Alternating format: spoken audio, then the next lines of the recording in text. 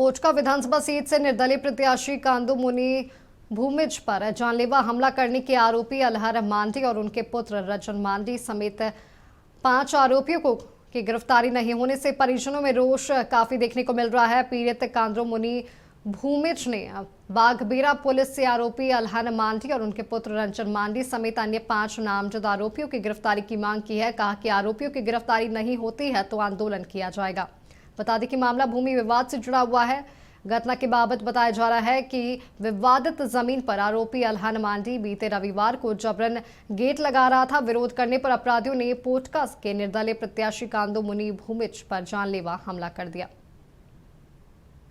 तो कल सुबह हमको जानलेवा से हमला हुआ 6 बजे 6:30 बजे से करीब।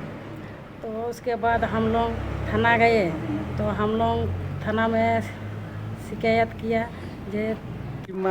जो विधायक कैंडिडेट में खड़ी है पोटका विधानसभा से, कल सुबह करीब 6-6:30 बजे अलहर मांडी और कुछ उनका बेटा रंजन मांडी साथ में 5-6 जन थे संख्या में थे बाहर को, जो उस पर जानलेवा हमला किया गया, जो काफ़ी इस पर गंभीर चोट आई है कमर में। तो इसके लिए हम लोग थाना गए, थाना में FIR किया गया कि जल्द से जल्द कार्रवाई हो और जो माफियाओं के ऊपर जो थोड़ा सख्ती करेंगे।